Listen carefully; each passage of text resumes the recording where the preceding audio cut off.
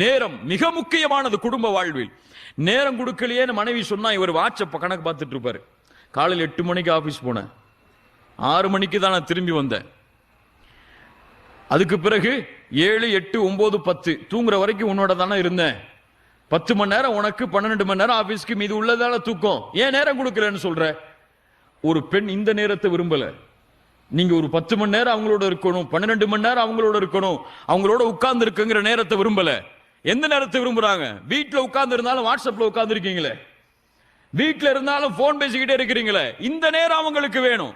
அந்த பெண்ணுக்கு தேவை அந்த பெண்ணின் மீது கவனம், அவ்வளவுதான். நான் உன்னை பார்த்துட்டு இருக்கேன், நான் உன்னை பார்க்கிறேன், நான் உன்னை கவனிக்கிறேன், நீ தான் எனக்கு முக்கியம், மற்றதெல்லாம் முக்கியம் இல்லைன்னு தெரியணும்.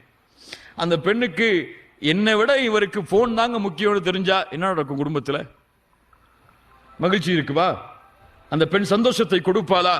இப்ப நேரம் குடும்ப வாழ்வில் மிக முக்கியமானது. இது இருந்தால்தான் மகிழ்ச்சி அந்த குடும்பத்தில் அமையும். குடும்பத்தோட உட்கார்ந்து இஃப்தார் செய்யுங்க, குடும்பத்தோட உட்கார்ந்து சஹர் செய்யுங்க, குடும்பத்தோட ஒரு நாள் வெளியே போய் ஒரு ஹோட்டல்ல போய் சாப்பிடுங்க, பிள்ளைகளுக்கு நேரம் கொடுங்க. நீங்க எப்படி உங்க மனைவிக்கு முக்கியத்துவம் கொடுக்கிறீங்களோ அப்படித்தான் அவங்க உங்களுடைய பிள்ளைகள் அவங்களுடைய மனைவிமார்களுக்கு முக்கியத்துவம் கொடுப்பாங்க. உங்களை ரோல் மாடலா எடுத்திருப்பாங்க. என்னுடைய வாப்பாக்கு என்னுடைய அம்மா தான் முதல் தரம், அது போல என்னுடைய மனைவிக்கு நான் தான் முதல் தரம் நினைப்பாங்க.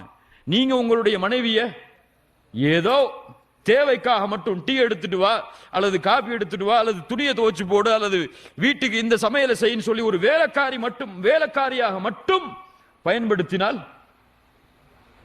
உங்கள் பிள்ளை எப்படி பயன்படுத்துவாள் அவங்களுடைய மனைவியை? நீங்க தான் உங்களுடைய பிள்ளைகளுக்கு ஆசிரியர், வேற யாரும் கிடையாது. வேற யார்கிட்ட போய் படிக்க போறாங்க அவங்க இந்த விஷயத்தை எல்லாம்?